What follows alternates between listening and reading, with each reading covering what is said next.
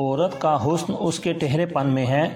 ہارون الرشید خلیفہ وقت کے بہت بڑے بادشاہ گزرے ہیں۔ ان کے والد کون تھے اور ان کی والدہ کا ان کے والد کے ساتھ کیا معاملہ پیش آیا؟ مشہور مورخ و سیرت نگار واقدی کا بیان ہے کہ میں ایک روز خلیفہ مہدی جو کہ ہارون الرشید کے والد تھے ان کی خدمت میں حاضر ہوا، ان سے چند احادیث بیان کی۔ میری بیان کردہ حدیثیں اس نے لکھ لیں۔ پھر تھوڑی دیر بعد وہ اپنے گھر میں داخل ہوا۔ جب وہ گھر سے نکلا تو غصہ سے اس کا چہرہ سرخ تھا اور وہ غیظ و غضب سے بھرا ہوا تھا۔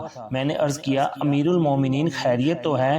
خلیفہ مہدی کہنے لگے، میں اپنی بیوی خیزران کے پاس گیا تو اس نے میرا کپڑا اس قدر زور سے کھینچا کہ وہ پھٹ گیا اور کہنے لگی، میں نے تم سے کوئی خیر کا پہلو نہیں دیکھا ہے۔ خلیفہ نے مزید کہا، اے واقدی، آپ کو اچھی طرح معلوم ہے کہ میں نے خیزران کو ایک غلام فروش سے خریدا تھا، پھر میں نے اسے آزاد کر کے اس سے شادی کر لی، چنانچہ اب وہ قصر شاہی میں میری بیوی کی حیثیت سے خوش و خرم زندگی گزار رہی ہے۔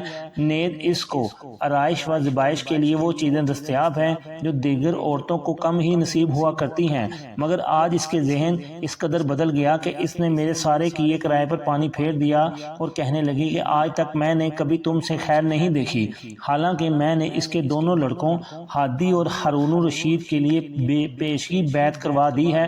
میرے بعد یکے دیگرے وہ دونوں مسلمانوں کے خلیفہ ہوں گے، پھر بھی وہ مجھے تانے دے کر کہہ رہی ہے کہ میں نے اس کے لیے کوئی بلائی نہیں دیکھی۔ واقدی نے خلیفہ مہدی کی بات سن کر کہا، امیر المومنین، آپ ناراض نہ ہوں، کیونکہ کفران نعمت عورتوں کی فطرت ہے۔ رسول اکرم صلی اللہ علیہ وسلم کا ارشاد گرامی ہے جس کا مفہوم یہ ہے، تم میں سب سے بہتر وہ ہے جو اپنے اہل خانہ کے لیے بہتر ہو، اور میں اپنے اہل خانہ کے حق میں تم سب سے بہتر ہوں۔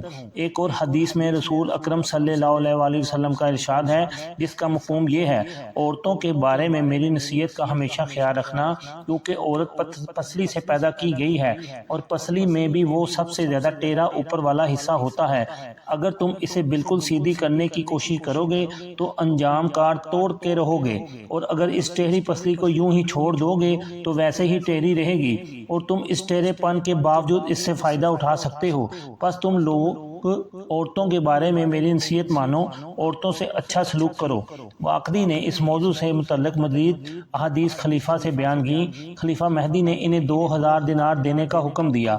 جب واقدی خلیفہ کے پاس سے نکل کر اپنے گھر پہنچے تو اسی وقت ملکہ خیزران کا پیغامبر بھی ان کی خدمت میں حاضر ہوا اور ملکہ کا دیا ہوا تقریباً 2000 دینار کا عطیہ بھی ان کی خدمت میں پیش کیا۔ علاوہ ازیں کپڑے اور جوتے بھی تھے۔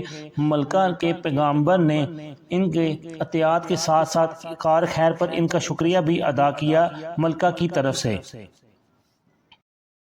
لائک اور شیئر کر دیں، چینل کو سبسکرائب اور فالو کر دیں۔